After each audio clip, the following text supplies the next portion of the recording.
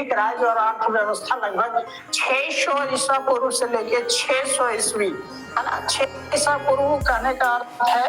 कि जब से हमारी सभ्यता जो है उन्नत सभ्यता रही है, सिंधु घाटी सभ्यता के विलुप्त होने के बाद जो नई सभ्यता जो है बनी थी, है ना, और जो 16 महाजनपद का उदय हुआ था, तो 600 BC यानी before Christ era. Before Christ era का मतलब होता है फ्रेंड्स की 1 ईस्वी से जो है बर्थ ऑफ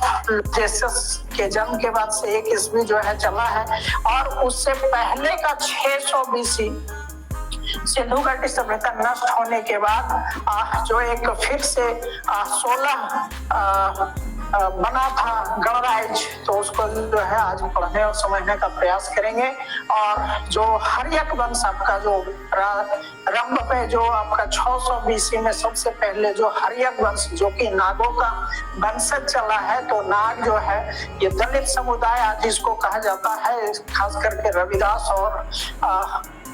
समुदाय से जो आते हैं, तो वहां से जो बिंबिसार का हर्यक वंश से जो चला है, तो फिर हर्यक वंश और जो नाग वंश है उसके बाद जो है फिर आपका नंद वंश आता है, और नंद के वंश के बाद फिर आपका मौर्य वंश आता है, जैसा कि आप जानते हैं, इतिहास पढ़ने के बाद आपको पता चलता है ना। तो आइए जो है जानने और समझने का प्रयास करते हैं कि हमारे जो है ये संस्कृति और सभ्यता जो है किस प्रकार से सिंधु घाटी सभ्यता जो है वो बार बार जो है क्लाइमेट चेंज होने की वजह से बार बार जो है बाढ़ आने की वजह से जो नष्ट हो गई थी, और लोग जो छिन्न भिन्न हो गए थे, और फिर से उन्होंने जो 16 महाजन इस भारत देश में बनाने का जो कार्य किया है, तो आपका सबसे पहला जो है मगध पे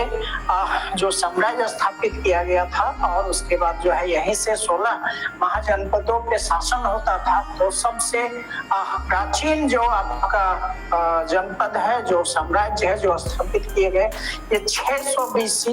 है ना। तो हर्यक वंश से आपका स्टार्ट होता है। तो हर्यक वंश में सबसे प्रतापी राजा जो है चक्रवर्ती सम्राट आपके